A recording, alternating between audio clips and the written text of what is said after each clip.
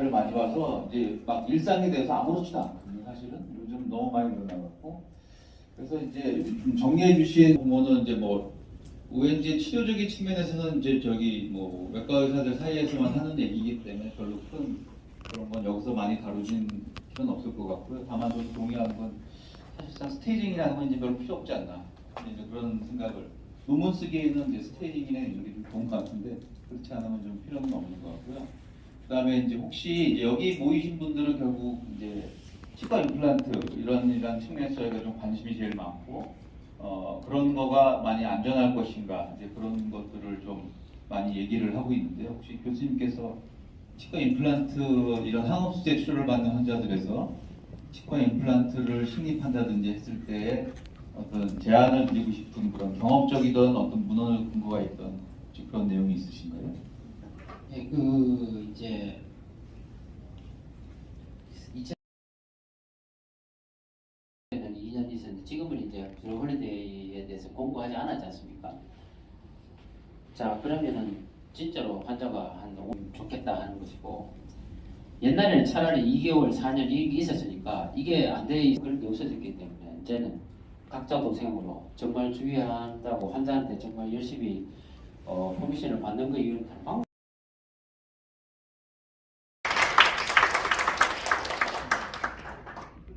저희 오브는 교육과 임상 콘텐츠 그리고 편리한 커머스가 통합된 새로운 플랫폼 사업을 하고 있습니다. 성장을 위한 일상과 임상의 연결을 브랜드 가치로 하고 2020년 9월 덴피스에서 처음 브랜드를 론칭했습니다. 네, 저희는 데이터를 통해서 사용자의 관심을 분석하고 이를 바탕으로 새로운 사업을 전개해 나가고자 하는데요. 이러한 데이터들은 지금 참석하시는 학술 행사를 비롯해서 콘텐츠나 온라인 마켓을 통해서 수집하고 있습니다. 그 중에서도 저희가 가장 주력으로 하고 있는 것들이 이런 학술 행사 부분으로 성장해 나가고 있습니다.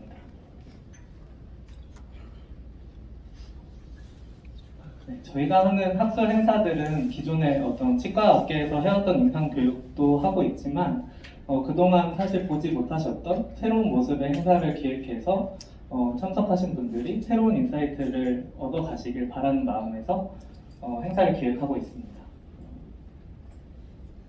그동안 저희는 매년 자사 디렉터분들과 함께 세미나를 개최를 하고 있고 다양한 분야의 임상 교육을 진행하고 있습니다. 핸즈온뿐만 아니라 라이브 서저리를 통해서 보다 직접적으로 도움이 되실 수 있도록 노력하고 있습니다. 또한 그리고 저희가 그동안 치과 업계에서 하지 않았던 책을 통해서 사람을 만나고 더 깊은 이야기를 할 수 있는 북클럽을 론칭했고 이를 통해서 업계를 이끌어 나가시는 KOL 분들과 젊은 치과 의사분들이 좀 더 깊이 소통하실 수 있도록 돕고 있습니다. 매년 1월 진행할 예정이고 그 해에 눈에 띄는 연구와 논문을 공유하며 소통하실 수 있게끔 학술 행사를 발전시킬 예정입니다. 또한 단순히 행사에서 끝나는 게 아니라 행사 이후에 오늘 보신 강연과 관련된 텍스트 콘텐츠라든지 그 영상 콘텐츠를 제작해서 추후에도 계속 보실 수 있게끔 전달드릴 예정이니까 많은 관심 부탁드립니다. 그리고 입장하실 때 쇼핑백 안에 행사를 네, 그리고 저희가 3월에 이제 새로운 포맷의 온라인 라이브 웨비나인 올리브라는 네, 그럼 여기서 발표를 마치고 기다리실 과의 정희원 교수님과 이중석 교수님을 무대로 모시겠습니다. 박수 부탁드립니다.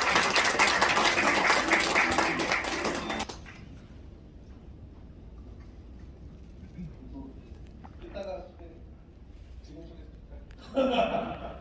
안녕하세요. 방금 소개를 받은 소개를 안 해주셨지만 이 연세대학교 신중과학부의 이중석입니다.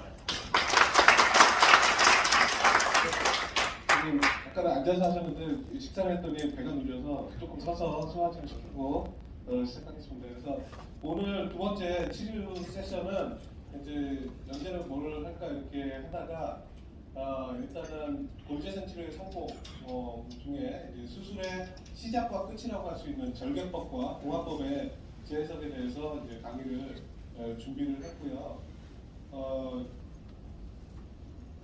사실 이제 절개한다 하는 게 이제 우리가 치주에서도 비수술적 치료와 수술적 치료를 나누는 거를 이제 환자한테 설명할 때도 칼로 째고 이제 꼬매고 뭐 이렇게 하면 이제 수술적이고 그렇지 않으면 비수술적인 치료라고 얘기를 하는데 이런 칼을 쓰고 하는 것 자체가 물론 환자를 치유를 돕고 어떤 치료 과정 중에 하나지만 하다 보면 오히려 상해를 입히는 그런 결과가 될 수 있기 때문에 이제 양날의 검과 같은 거죠. 양날의 검이라는 거는 어떤 긍정적인 측면도 있지만 부정적인 측면을 같이 갖고 있을 때 이런 표현을 쓰게 되는데요. 그래서 과연 오늘 내가 하는 인시전이 이게 환자에게 도움이 되는 치료인지 아니면 오히려 상해를 입히는 또는 치유를 저해시키는 인시전은 아니었는지 좀 생각할 수 있는 시간이 필요할 것 같습니다. 그래서 우리가 이제 절개를 할 때는 무조건 일반적으로 하는 그게 아니고 이 환자에 맞는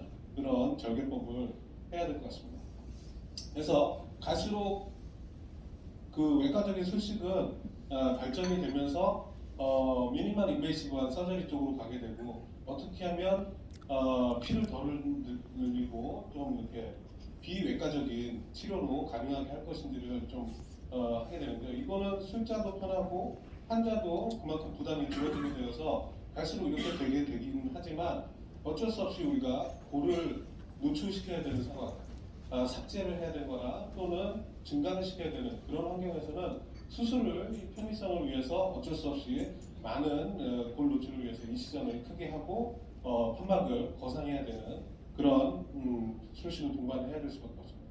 하지만 이렇게 됐을 때 이제 드디어 이제 새 일을 갖게 된다는 희망으로 웃는 얼굴로 이렇게 들어왔지만 수술 후에 이제 드레싱 올 때는 이렇게 표정도 안 좋아지고 등게 붓고 강시가 되어 나타나시는데 그냥 조용히 계시면 되는데 이제 대기실에 앉아 계시면서 옆에 계신 분들이 자꾸 말을 걸져갖고 어쩌다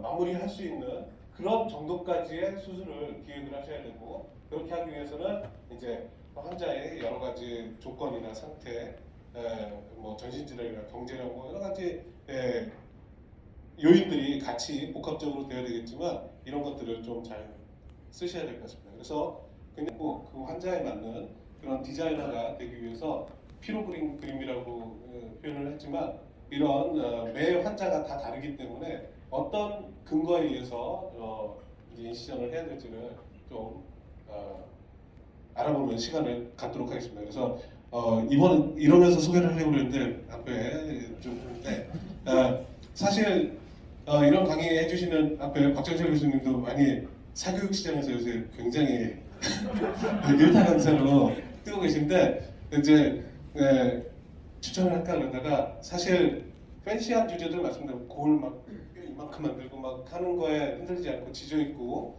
절개를 지키면서 이제 절개법을 계속 연구하신 연세대 치주과의 과장님이시면서 주임 교수를 하고 계시고 워낙 강의를 잘하고 거의 이쪽 치주과의 유재석이라고 할 수 있을 정도로 말을 너무 잘하십니다. 그래서 좋은 강의 해주실 거라고 생각을 하고요. 소개 다시 드리니까요. 박수로 맞아주시기 바랍니다. 감사합니다. 소개를 받은 이중석이고요.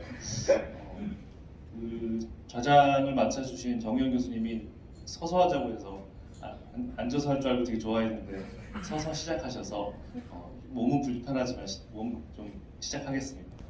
사실 이제 절개법을 말씀을 해주셔 강의를 하자고 하셔서 그 대상이 뭔지 누군지도 모르고 사실은 이제 실험을 한두 개 한 게 있어서 그런 거 얘기해라 라고 하셔서 이제 흔쾌히 했는데 리스트를 보고 되게 마음이 되게 불편했습니다. 그래서 오늘 마음도 몸도 불편하게 강의를 좀 시작해 보도록 하겠습니다.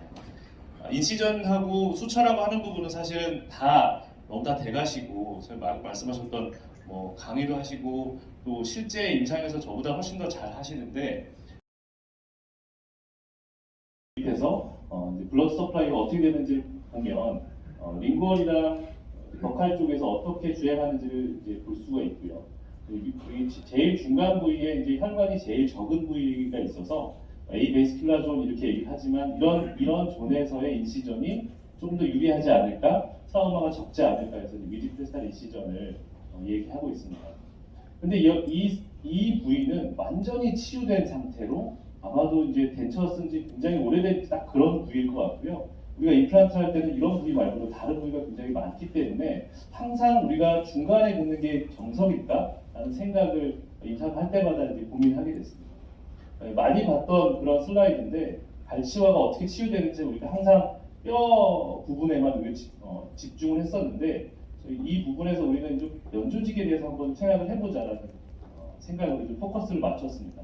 여기서 보시면 일주째 보면 이제 ABS 플라조 겉에서 보기에는 굉장히 치유가 잘 된 것 같지만 사실 여기에서 혈관이 굉장히 뭉쳐져 있고 아마 굉장히 미세한